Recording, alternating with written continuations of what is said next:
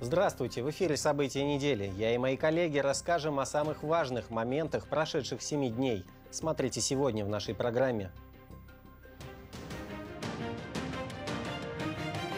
Равнение на учебу. В этом году только для строительства, реконструкции, капитального ремонта общеобразовательных школ, для оснащения соответствующим оборудованием мы выделили более чем 2 миллиарда 200 миллионов рублей. В республике открылись новая школа и Чувашский кадетский корпус. Съездили на отлично. Смотря на меня, молодежь будет также к этому стремиться. Михаил Игнатьев наградил победителей и призеров национального чемпионата «Молодые профессионалы». Маршруты старые, машины новые. Коробка автомат, не нужно переключать, то есть отвлекаться лишний раз на переключение передач. Более мягкий ход, плавный ход. Перевозчики республики взялись за обновление автопарка. К исполнению обязательно. В разделе голосования появятся, например, такие вопросы, как какие конкретно маршруты. Важен ли маршрут Чебоксары-Сосновка? Или важен ли маршрут Чебоксары-Юрина? Тот маршрут, который наберет наибольшее количество голосов, конечно, он будет поддержан. Проект «Открытый город» в Чебоксарах заработал в онлайн-режиме. Исторический момент. Я рад и горд за нашу команду Чебоксары. Пожелание одно – не самоуспокаиваться. В конкурентной среде побеждают самые сильные команды. Чебоксарские богатыри завоевали первый в истории клуба кубок.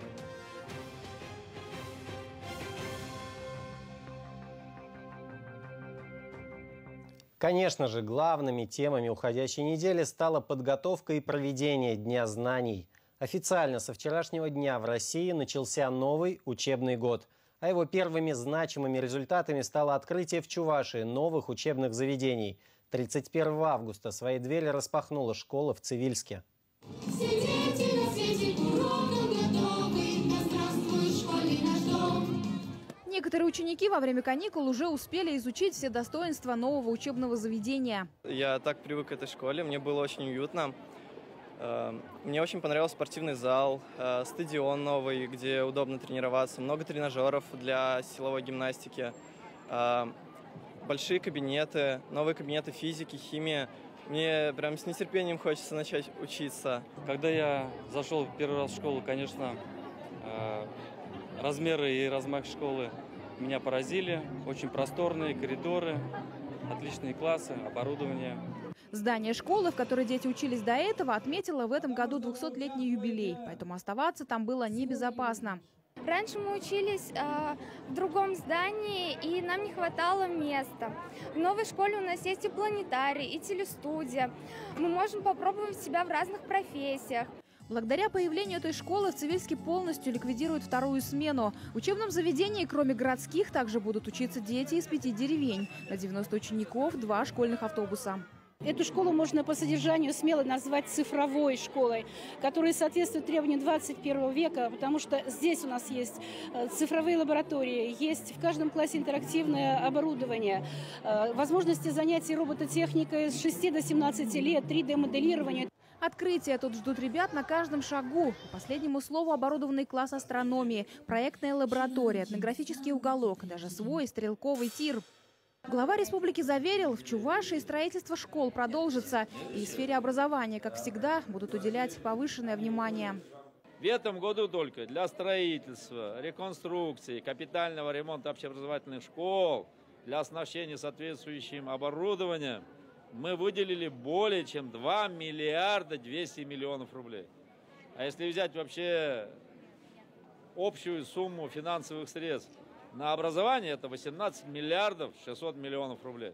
Школа для удобства учеников поделена на 3 блока. В одном из них будут познавать науки старшеклассники, в другом – младшие классы, а в третьем разместятся столовая, актовые и спортивные залы.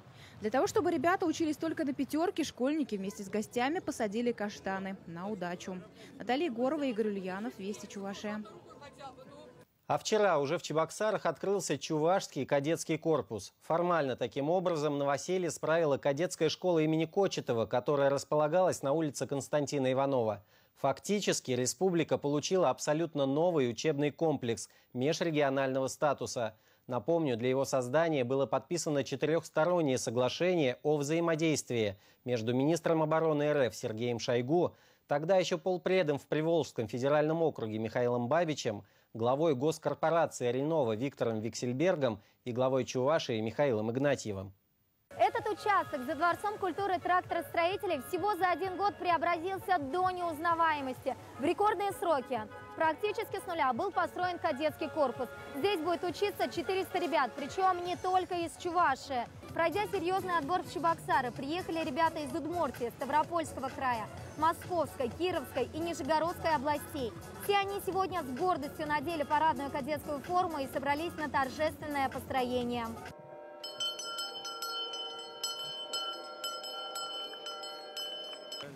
На открытие нового корпуса приехали почетные гости. Михаил Бабич, почти 7 лет занимавший должность полномочного представителя президента России в Приволжском федеральном округе, сегодня приехал в Чувашию в новом качестве.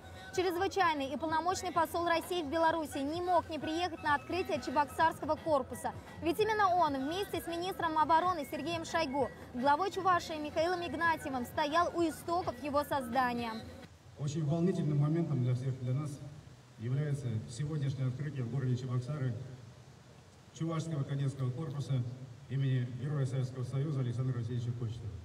Буквально чуть более года назад мы заложили с вами здесь первую капсулу, и вот прошло 14 месяцев, и этот великолепный храм знаний, по-другому его нельзя назвать, с этого момента начнет служить нашим ребятам. У нас не было вообще кадетского корпуса. Были кадетские классы в городе, была кадетская школа, кадеты учились в сельских школах, но они после учебы уходили домой. Здесь практически, вот могу ответственно сказать, создана благоприятная инновационная образовательная среда. Перерезав красную ленту, гости осмотрели новое здание. Побывали не только в учебных классах, но и в спальных корпусах. Проверили столовую, медицинский блок, зал хореографии. Первый урок мужества в новых стенах прошел в актовом зале. Сегодня вы сделали самый важный шаг в своей жизни. Наверное, у вас есть мечта свою жизнь посвятить небу, родной авиации. Сдать здание в срок строителям помогли неравнодушные жители города. На помощь пришли студенты, журналисты, госслужащие и родители. Сегодня они по достоинству оценили труд, который помог создать в Чувашии учебное заведение нового уровня. Еще 3 года назад нам говорили о том, что будет построен новый корпус. Мы его, естественно, каждый год ждали, каждый год ходили, смотрели, как вообще площадка продвигается для строительства. Наконец-то дождались в этом году. Впечатления даже от внешнего вида уже говорят о том, что все просто на высшем уровне. Я очень рад учиться в новом корпусе. Давно хотела сюда перейти. Хотелось бы стать офицером воспитателем и продолжать военную карьеру. Я очень обрадовался, когда увидел на сайте, что я поступил в эту школу.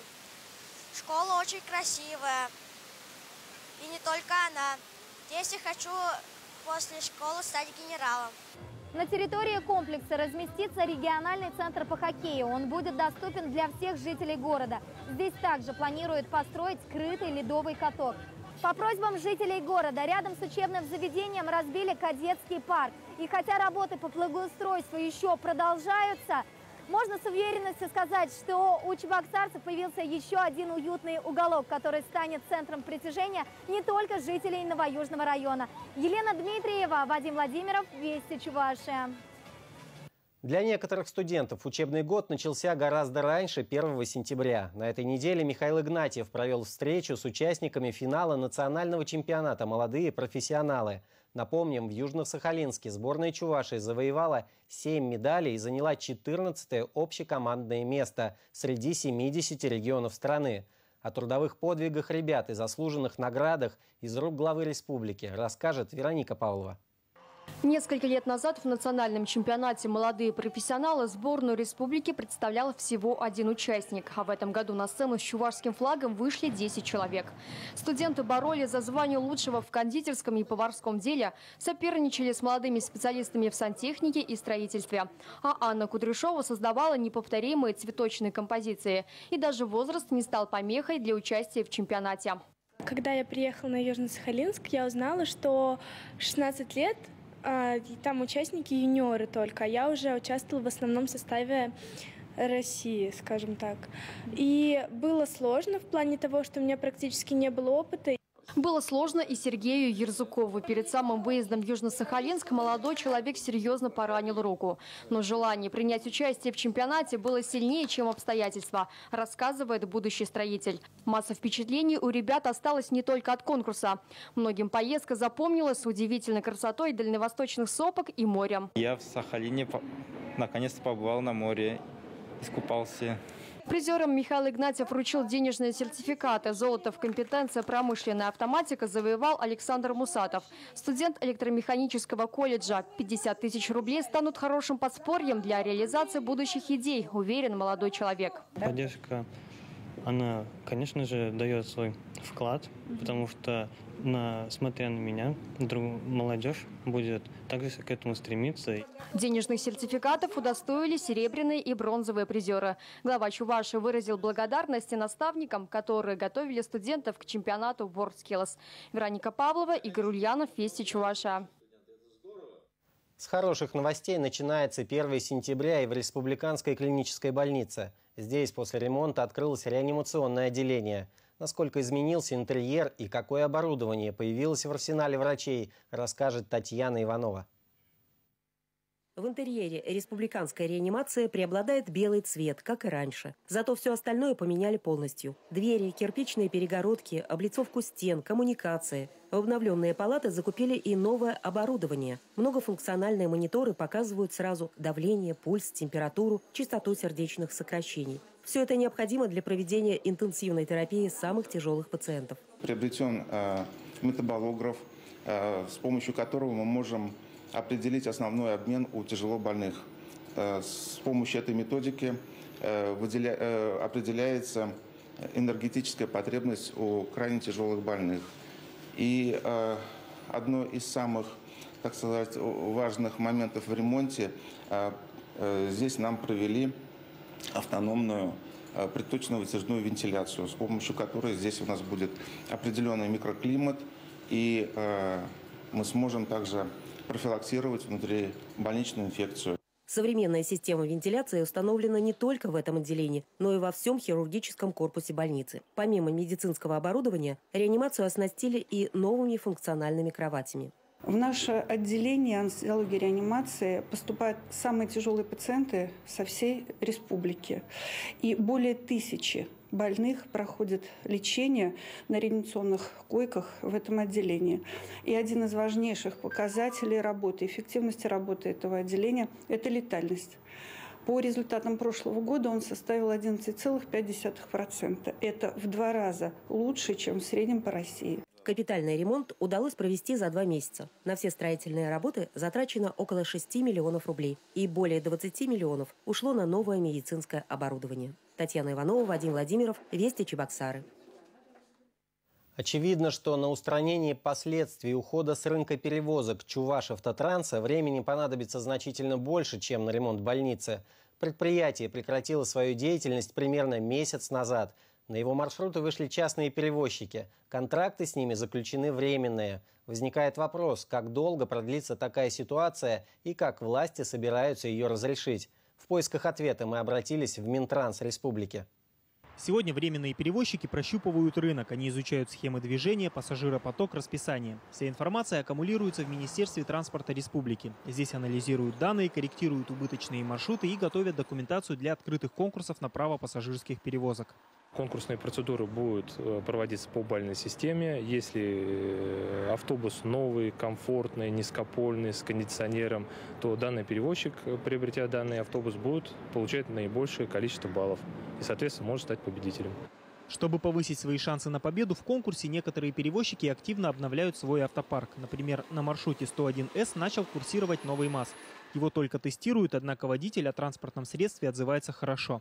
Коробка автомат, не нужно переключать, то есть отвлекаться лишний раз на переключение передач. Более мягкий ход, плавный ход, более вместительность салона для своего класса. 72 пассажира сюда, получается, вмещается. Вот. Экологичный, на метание. Позаботились разработчики и о пассажирах. Например, здесь очень много USB-портов, с помощью которых можно в пути заряжать телефоны и другие гаджеты. Интересна система посадки людей с ограниченными возможностями. Автобус накреняется в сторону колясочника, после чего водитель легко откидывает небольшой пандус. Первые посетители новинку уже оценили. Чем нравится-то? Со всех сторон хорошо. Видишь, как, смотри, София, даже окна разукрашенные. Красота, батюшки, надо же. Чистенько, мягенько, тепло. Ну а что можно сказать? То есть вы бы хотели, чтобы вот эти вот автобусы пришли на смену старым? Или... Так, я пока не в курсе, они теплые зимой? Если теплые, то, конечно, безусловно. Для подготовки к конкурсу у потенциальных перевозчиков остается совсем немного времени. Минтрансе планирует завершить все торги до конца года. Виктор Вавилкин, Вадим Владимиров, Вести Чувашия. Тем временем чебоксарские власти продолжают работу, направленную на активное участие жителей города в решении ключевых вопросов развития столицы. Изменить город к лучшему теперь может любой чебоксарец. Для этого достаточно установить на телефон приложение «Открытый город», либо зарегистрироваться на сайте og21.ru.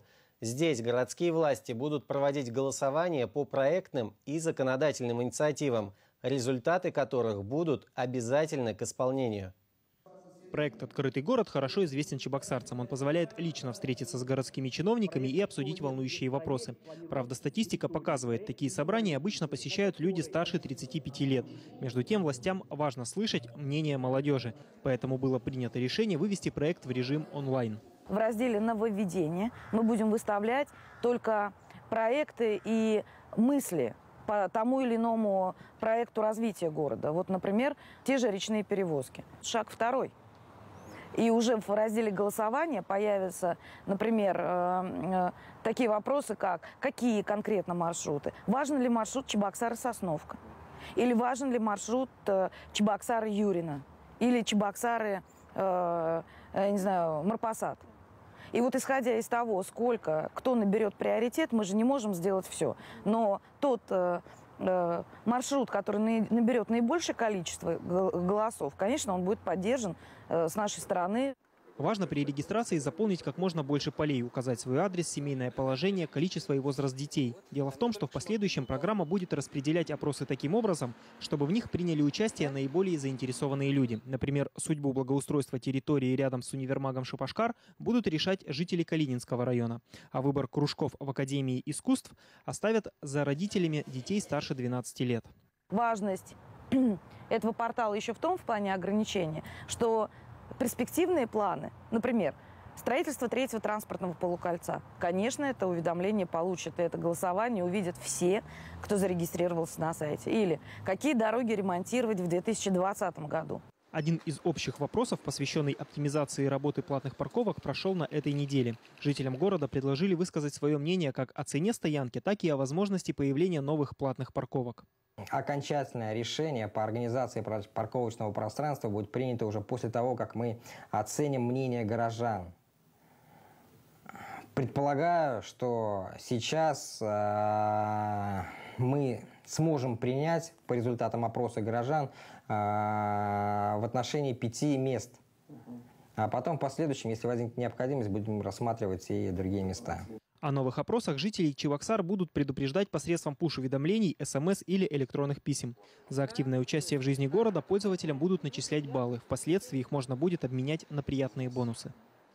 Далее в выпуске прогноз погоды, затем смотрите в нашей программе.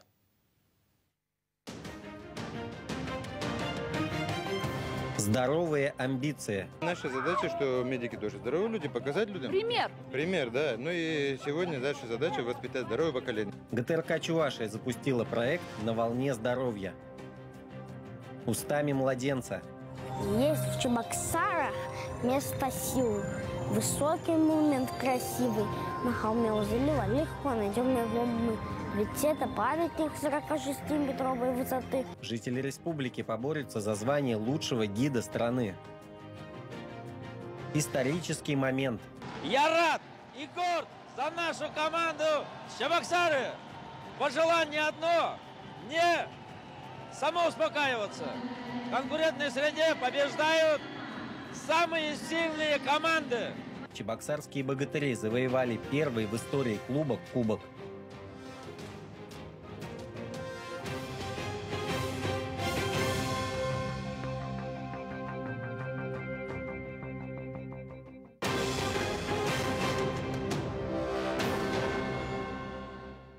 Мечтаешь получить качественное образование? Действуй! Поступай в Чебоксарский кооперативный институт. Тебя ждет индивидуальная образовательная траектория и успешная карьера с первого курса. Все уровни образования. Колледж, бакалавриат, магистратура, аспирантура. Стань частью сильной команды. Телефон 41 98 35.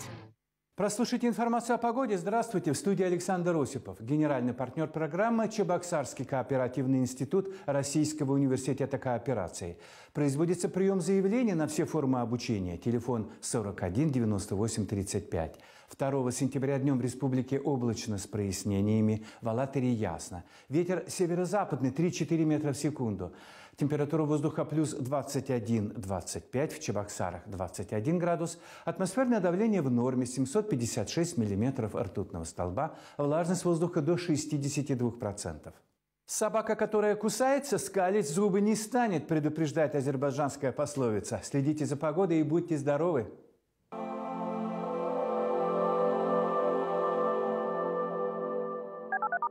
22 сентября. Ледовый дворец Чебоксары-Арена. Легендарная группа «Руки вверх» с новой программой. Квартиры в микрорайоне Никольский. Звоните 370404. Только с 31 августа по 3 сентября «Томография плюс» на текстильщиков предлагает праздничную скидку 30% на МРТ. Успейте воспользоваться. 22 24 24. Для всех, кто планирует получить высшее образование, волжский филиал МАДИ продолжает прием на заочную форму обучения. Подробная информация по телефону 63 60 53. Вы планируете свадьбу? Парк-отель «Лента» приглашает вас в романтичное Заволжье. Красивая природа и свежий воздух, свадебный шатер на 160 человек, незабываемая выездная регистрация, размещение гостей от 2 до 50 человек, отдельный дом для молодоженов, летняя веранда, сауна и беседки с мангалом. Парк-отель «Лента». Все для вашего торжества. Требуются монолитчики в Нижний Новгород. Вахта. Зарплата от 50 тысяч рублей. Телефон 8 927 668 92 92.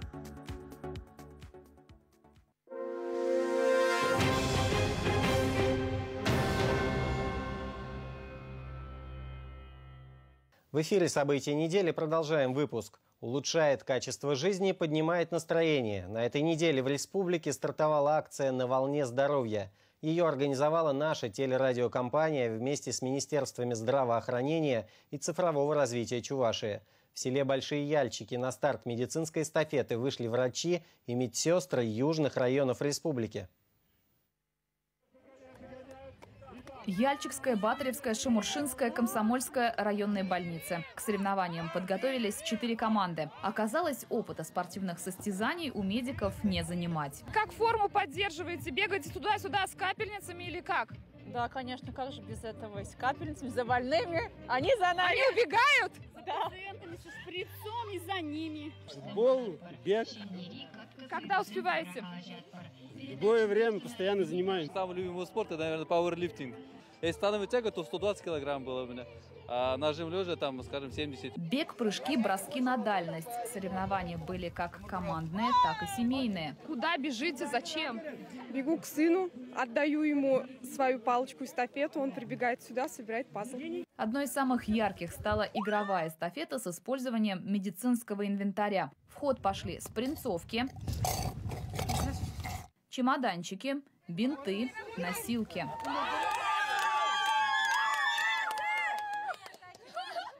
Как носить-то там вообще? Как их держать? Вы ложитесь сюда. Ладно, пока. Ложиться?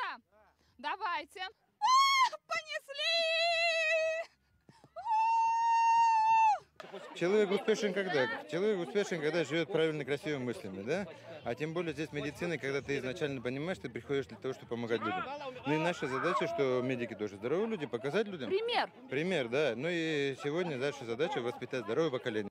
Министр и сам метнул мешочек с песком под 40 метров и заразил спортивным азартом своих коллег. Местным жителям на празднике здоровья тоже скучно не было. Концерт звезд чувашской эстрады, розыгрыши призов и подарков, зарядка от Федерации фитнеса и аэробики Чувашия. Ну а мастер-класс по спортивному рок-н-роллу точно не оставил равнодушным никого. Как получается? Как очень хорошо. На празднике можно было познакомиться с новинками отечественного автопрома, оценить достоинства современного российского автомобиля. На другой площадке сельчанам рассказали о федеральной программе внедрения цифрового телевидения, которая полностью сменит аналоговое. Аналог отключат, а на цифру не перешли, они выпадают из вот этого информационного поля. Поэтому вот мы сейчас вывезли здесь небольшой такой конструкционный пункт выездной. Вот сейчас уже желающие могут там ознакомиться, потому что есть особенности, нюансы, как нужно подключиться. Местные жители фотографировались с теле- и радиоведущими, болели за команды медиков из разных больниц и активно поддержали акцию.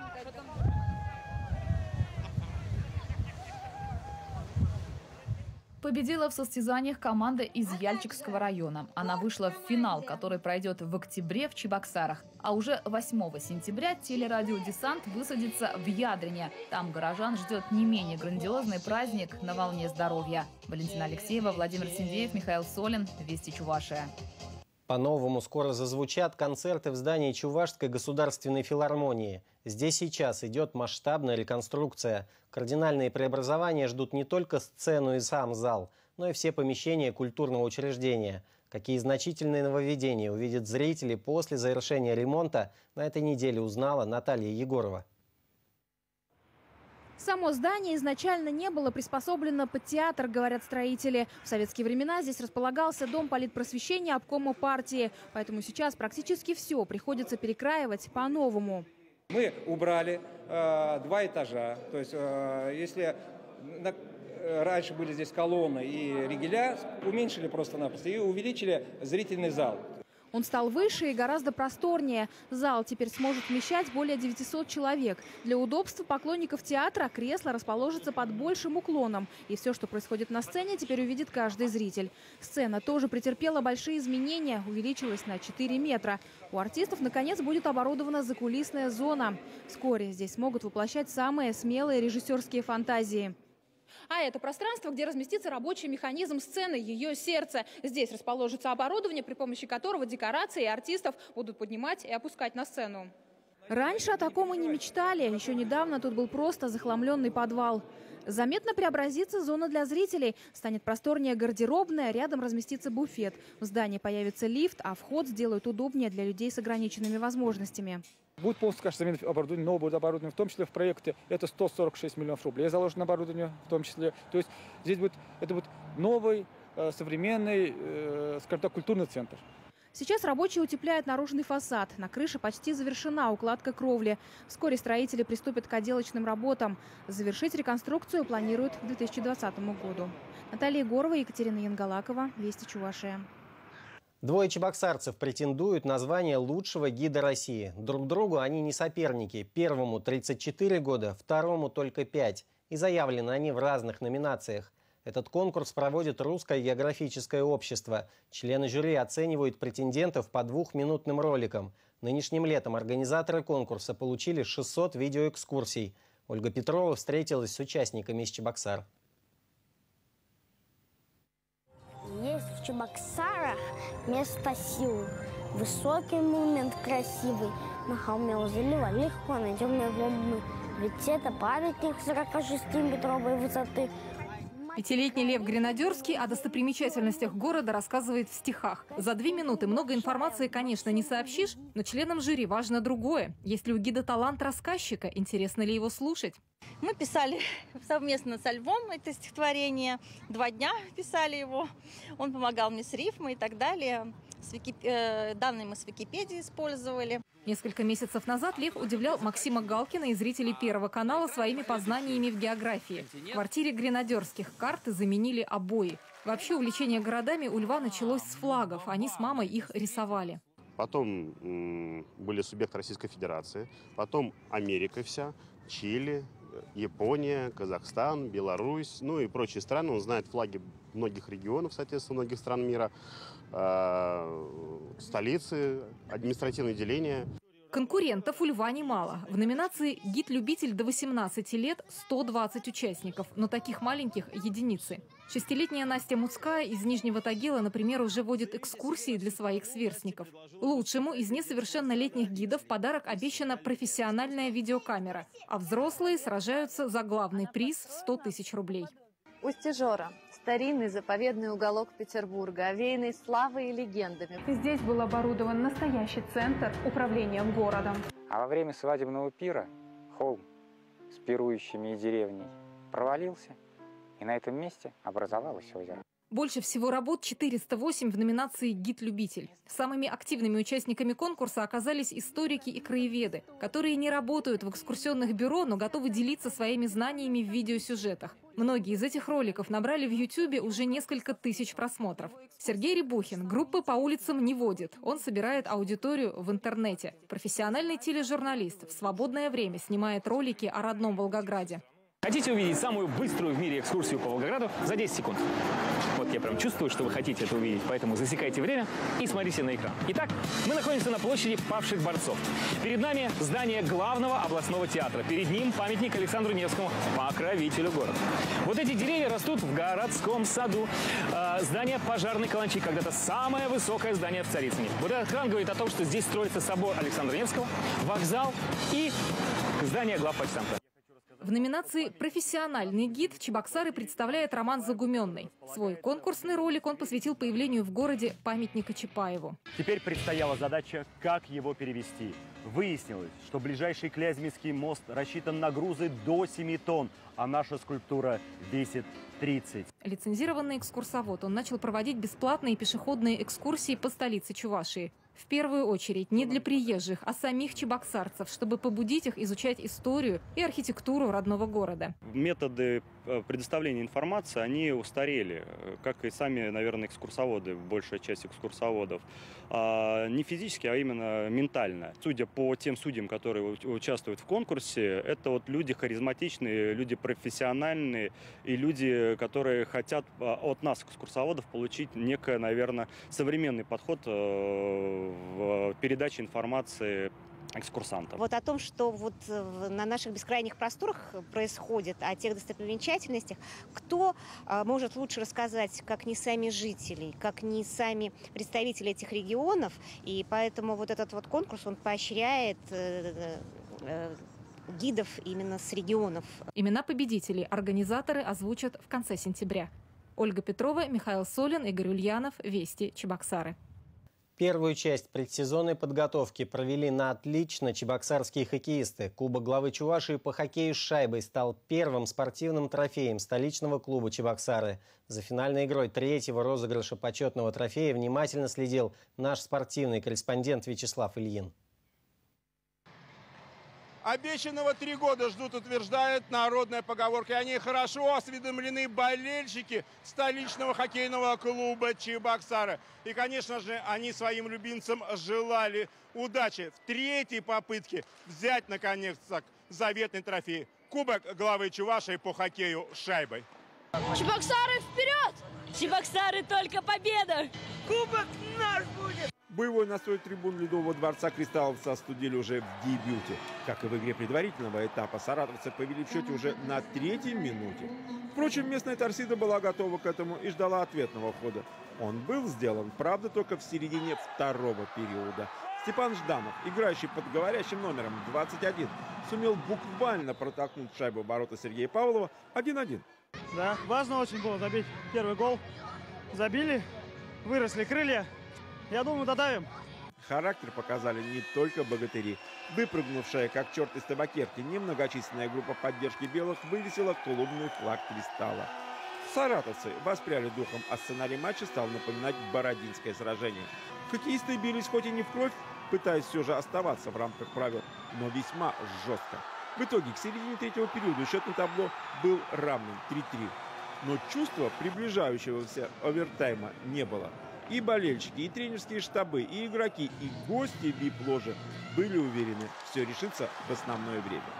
И на 53-й минуте превратить ожидание гола в реальность сумел 19-й номер синих Павел Никулин, настойчивости которого можно просто позавидовать.